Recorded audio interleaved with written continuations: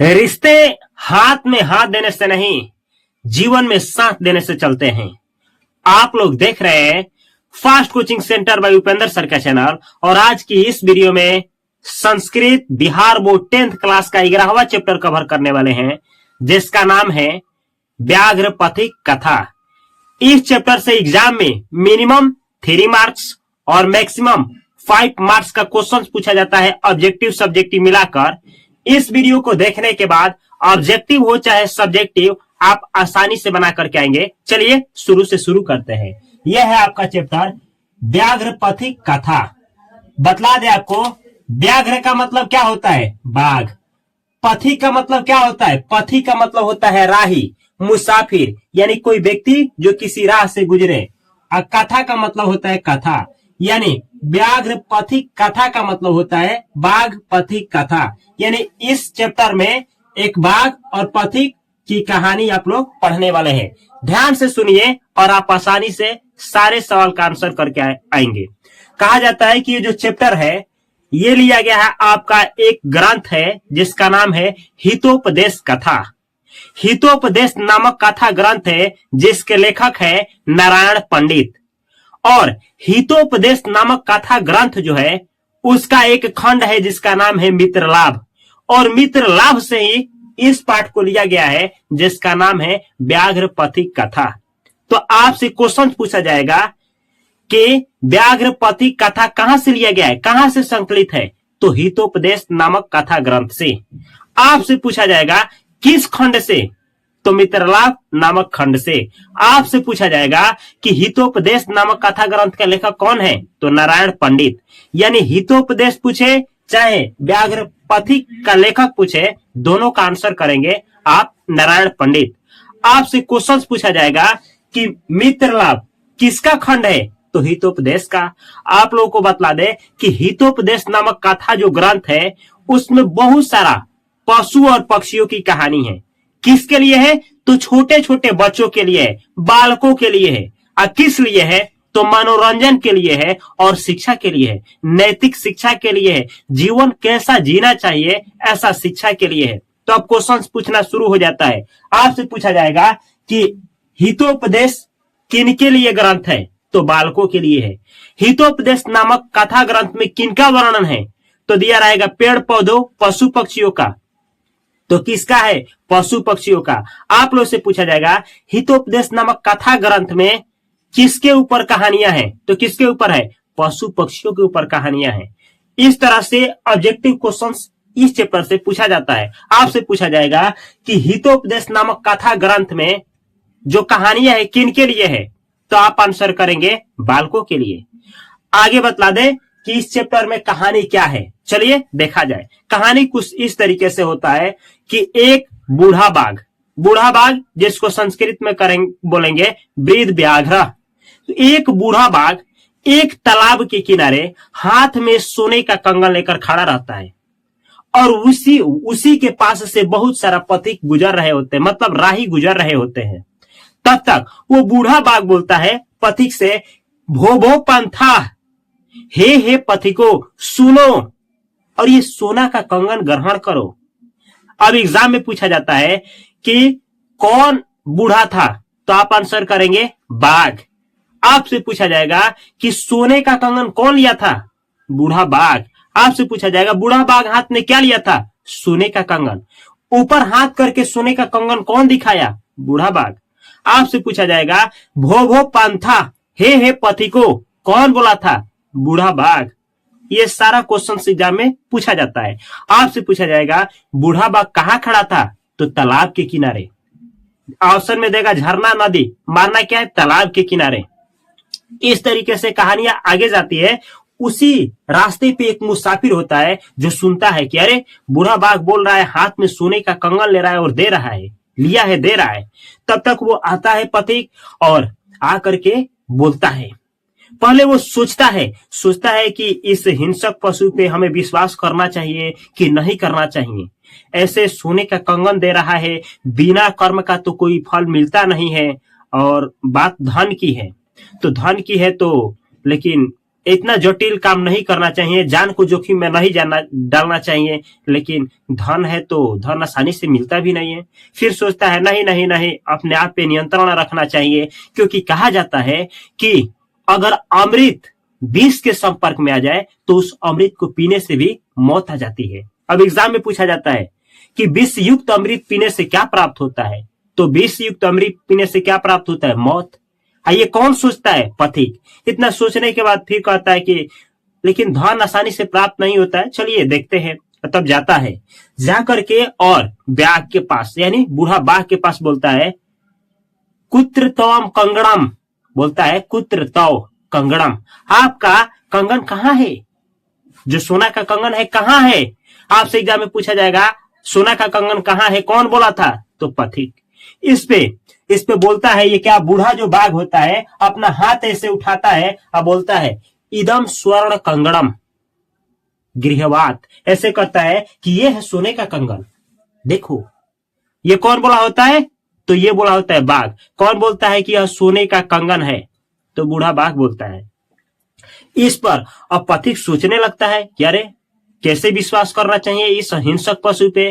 तो अब बोलता है कि आप जैसे हिंसक पशु पर कैसे विश्वास करना चाहिए, यानी कौन ये बात कौन बोला होता है कि आप जैसे हिंसक पशु पर कैसे विश्वास करना चाहिए? तो ये बोला होता है कौन? ये बोला होता है पथिक।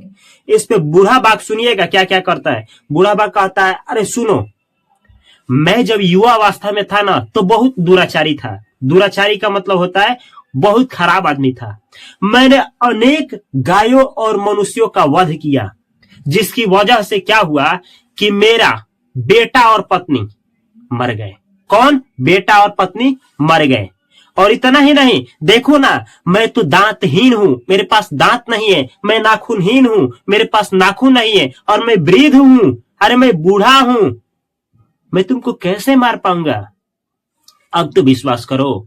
अभी भी नहीं मानते हो, अभी भी विश्वास नहीं करते हो, तो जानते हो मैंने जब पाप किया, हमारे परिवारहीन हो गया, वंशहीन हो गया मैं, उसके बाद मुझे एक धर्मात्मा ने, कौन? धार्मिक व्यक्ति ने, धर्मात्मा व्यक्ति ने मुझे उपदेश दिया।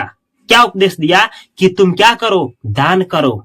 तो मैं दान करने के लिए इस तालाब पे रोज स्नान करके यहाँ रहता हूं, दान देता हूं, इसलिए ये सोने का कंगन मेरे हाथ में है। इतना सुनता है पथिक तो फिर सोचता है, और फिर विश्वास दिलाने के लिए बाघ क्या करता है? कहता है अरे सुनो, अभी भी तुम नहीं मानते हो तो सुनो, हे कौन्तेय, संस्कृत में हे कौन्तेय, दान उसी व्यक्ति को दो जिसे दान की जरूरत है, यानी गरीबों को दान दो, अमीरों को नहीं। अब आपसे पूछा जाएगा दान किसको देना चाहिए, गरीबों को कि अमीरों को? तो गरीबों को, दरिद्रों को। और दवा यानी औषधि उसी को दो जो रोगी है, यानी निरोगी को नहीं, रोगी को। अब आपसे एग्जाम में ऐसे सवाल पूछा जाएगा दवा की आवश्यकता किनको होती है?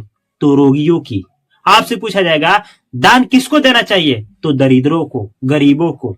ये सारा क्या बतला रहा है? ये सारा का सारा सरपंच रच रहा है, बोल रहा है, पथिक से बोल रहा है, बूढ़ा बाघ बोल रहा है कि मैंने धर्मशास्त्र का अध्ययन किया है। किस शास्त्र का? धर्मशास्त्र का अध्ययन किया है। ये सब बात धर्मशास्त्र में लिखा है। बोला है, अपने आप को बोला है कि मैंने धर्मशास्त्र पढ़ा है, और धर्मशास्त्र में लिखा है कि दरिद्रों को दान देना चाहिए, अमीरों को नहीं। रोगियों को दवा औषधि देना चाहिए, निरोगियों को नहीं। और इतना ही नहीं, सुनो ना, सात्विक दान क्या होता है? सात्विक दान के बारे में बूढ़ा बाघ बतलाता है। कहता है सही जगह, सही व्यक्ति और सही समय पर निस्वार्थ भाव से किसी व्यक्ति को दिया गया दान ही सात्विक दान कहलाता है, यानी महादान कहलाता है। ये सब कुछ कौन समझा रहा है? बूढ़ा बाघ। किसको समझा रहा है? पथिक को।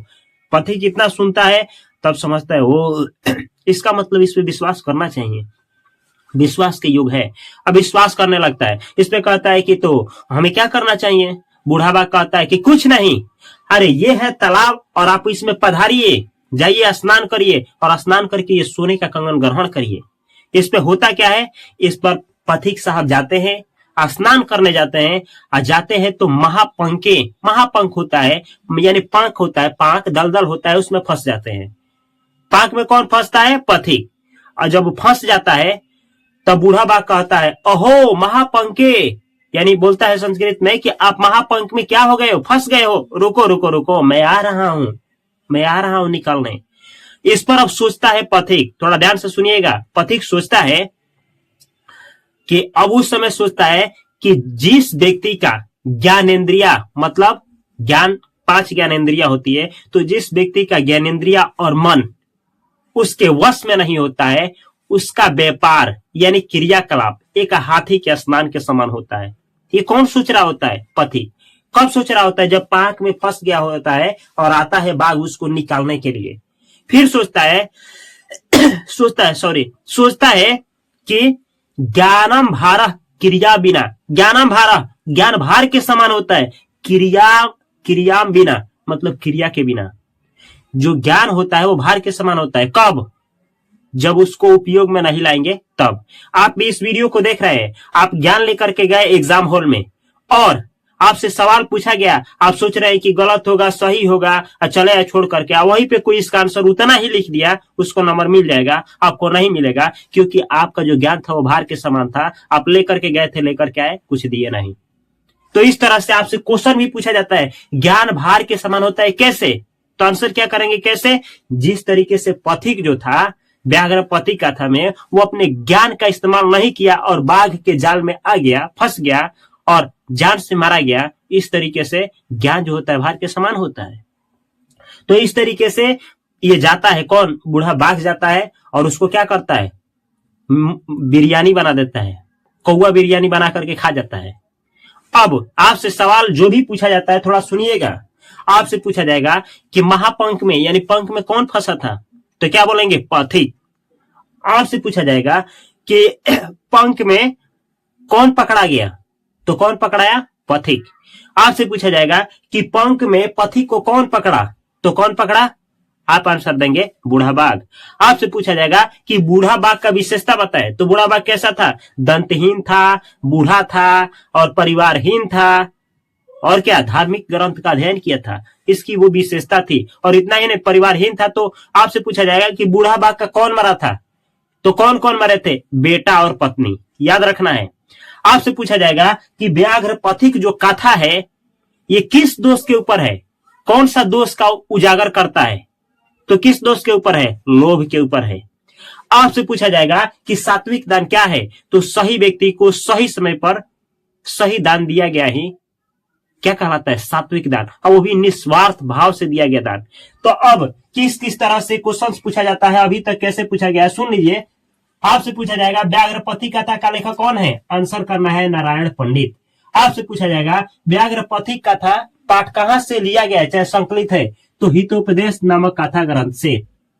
आपसे पूछा जाएगा कि हितोपदेश नामक कथा ग्रंथ के किस खंड से लिया गया है, कौन पाठ? व्याघ्र पथिक पाठ, तो आप कहेंगे मित्र लाभ से। आपसे पूछा जाएगा कि जो हितोपदेश नामक कथा ग्रंथ है इसमें किनके लिए कहानियां हैं, तो आप किनके लिए कहेंगे? बालकों के मनोरंजन के लिए है और नीति शिक्षा के लिए है। आपसे पूछा जाएगा हितोपदेश नामक कथा ग्रंथ में किसका वर्णन है, मतलब किस चीजों के ऊपर कहानियां हैं, तो पशु पक्षियों की कहानियां हैं। आपसे ऐसे संस्कृत में सवाल पूछा जाएगा भोभो पंथा प्रयुक्त उक्ति किनका है, यानी भोभो पंथा जो है कौन बोला था, इसको हिंदी में कहते हैं अरे पथिक सुनो, अरे पथिक सुनो, कौन बोला था, तो वृद्ध व्याघ्र। संस्कृत में देगा वृद्ध व्याघ्र, चाहे व्याघ्र यानी बाघ, वृद्ध मतलब बूढ़ा, व्याघ्र मतलब बाघ, इसका हिंदी होता है बूढ़ा बाघ। केवल बाघ देगा तो बाघ मारिएगा, बूढ़ा बाघ देगा तो बूढ़ा बाघ। आपसे हिंदी में पूछेगा अरे पथिक को सुनो, तो कौन बोला था? बूढ़ा बाघ। या संस्कृत में पूछता है, ऐसे पूछता है भोभो पंथा प्रयुक्त उक्ति किनका है, बूढ़ा बाघ। आपसे पूछेगा कुत्र तम कंगड़म प्रयुक्त उक्ति किनका है, मतलब यह बात कौन बोला है। अच्छा है, इसी को हिंदी में ऐसे देगा कहां सोना का कंगन है, ये बात कौन बोला था? पथिका, पथिक बोला था, राही मुसाफिर बोला था। आपसे पूछा जाएगा इदम स्वर्ण कंगणम गृहवात, यह रहा सोना का कंगन, ऐसा हाथ उठाकर कौन दिखाता है, तो कौन दिखाता है? व्याघ्र बाघ। या यह है सोने का कंगन, दोनों हाथ उठा करके यह है सोने का कंगन, कौन दिखाता है? व्याघ्र। यानी संस्कृत में या हिंदी में दोनों में पूछता है, इसलिए दोनों बतला रहे हैं, ध्यान से देखिएगा। आपसे पूछेगा कथम मरात्मे के तोइमी विश्वास। तुम जैसे हिंसक पशु, यहाँ देखिए लिखे, आप जैसे हिंसक पशु पर हमें कैसे विश्वास करना चाहिए। ये बात कौन बोला होता है? पथिक। तो ये संस्कृत में दे तो पथिक लगाना है, ये हिंदी में दे तो पथिक आंसर करना है।